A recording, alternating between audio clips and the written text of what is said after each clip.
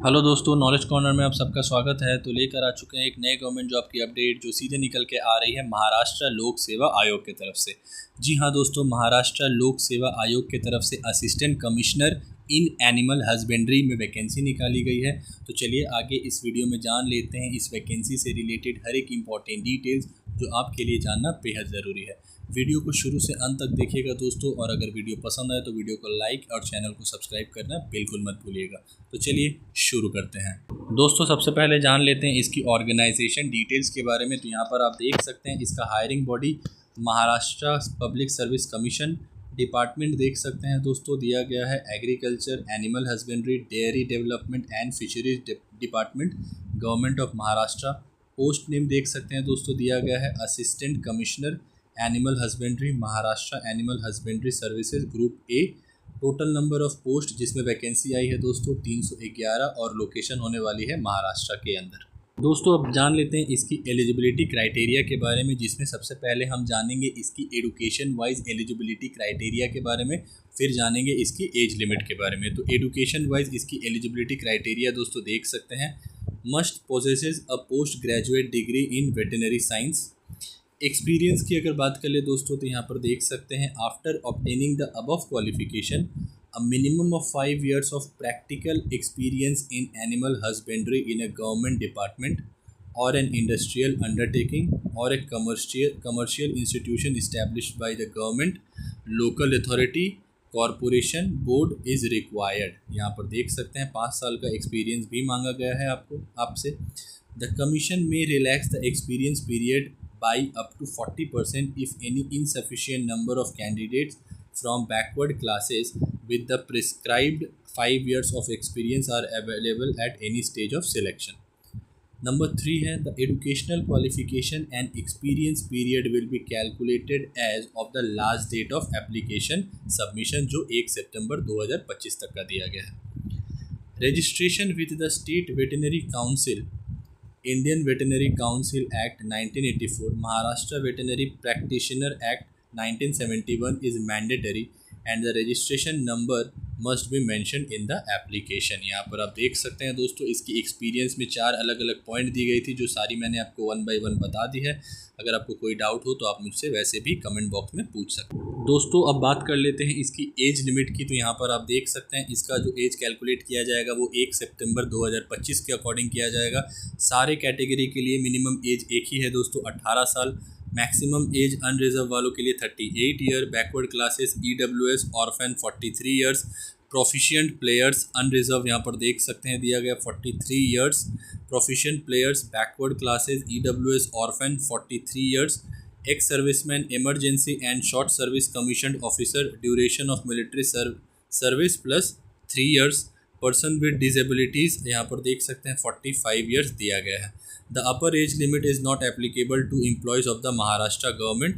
Candidates eligible for age relaxation under multiple categories यहाँ पर देख सकते हैं will be granted only one the most beneficial relaxation यहाँ पर देख सकते हैं दिया गया है। दोस्तों अब जान लेते हैं इसकी एप्लीकेशन फ़ीस के बारे में। तो यहाँ पर आप देख सकते हैं अनरिजर्व वालों के लिए 719 रुपये, backward classes, economically weaker section, orphan, person with disabilities के लिए 449 रुपीज़।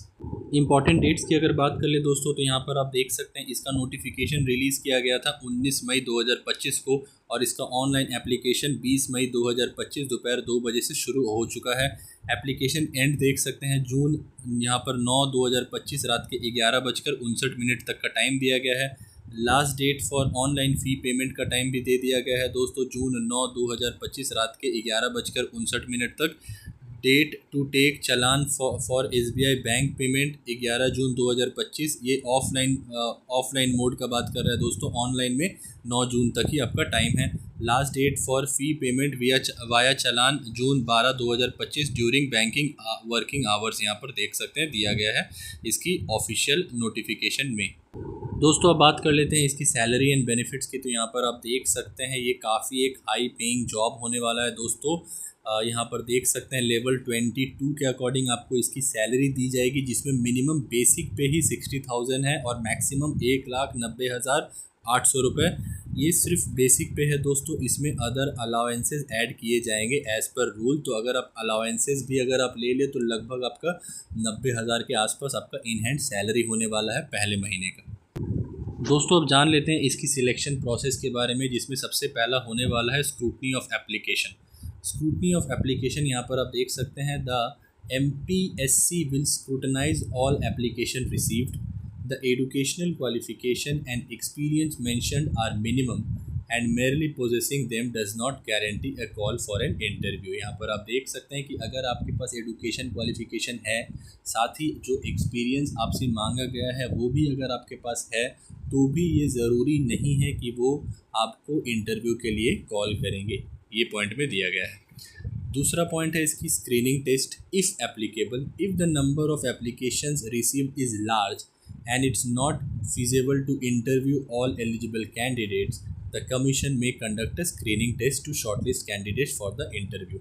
दोस्तों ये if applicable है दोस्तों, आप यहाँ पर दिया गया है कि ये हो भी सकता है, अगर कैंडिडेट्स ज़्यादा आ गए तो नहीं भी हो सकता है, अगर कैंडिडेट्स कम आए तो। पर आप मान के चलिए कि किसी भी स्टेट की PCS के एग्ज़ाम में कैंडिडेट्स ज़्यादा आएंगे ही, जबकि वैकेंसी भी इसकी 311 है, हाई पेइंग सैलरी भी है, तो आप मान के चलिए कि स्क्रीनिंग टेस्ट भी होगा। उसके बाद स्क्रीनिंग टेस्ट का और डिटेल्स दिया गया है दोस्तों। तो criteria for short listing would be higher educational qualification, experience और other suitable criteria. If a screening test is conducted, the qualification and और experience will not be relaxed. The syllabus, medium of examination and other detail of screening test if held will be published on MPSC website. ये अगर होगा तब इसके official website में mention कर दिया जाएगा, अभी तक मेंशन नहीं किया है। इंटरव्यू, थर्ड इसका स्टेप है दोस्तों interview. If a screening test is held, the final merit list will be based on the combined marks of the screening test and the interview. If no screening test is conducted, the selection will be based solely on interview marks। यहाँ पर देख सकते हैं दोनों ही बता दिया गया है। Candidate must secure a minimum of 41% marks in the interview to be considered for recommendation। और जो इसका फोर्थ है दोस्तों, ये है डॉक्यूमेंट वेरिफिकेशन, जो इसमें आपको और ओरिजिनल डॉक्यूमेंट देना पड़ेगा, वो तो आपको पता ही होगा। तो ये रही दोस्तों इस वैकेंसी से रिलेटेड हर एक इंपॉर्टेंट डिटेल्स जो आपके लिए जानना बेहद ज़रूरी था। जो भी इसकी ऑफिशियल नोटिफिकेशन में इंपॉर्टेंट पॉइंट्स दी गई थी वो सारी मैंने 1 बाय 1 कवर कर ली है।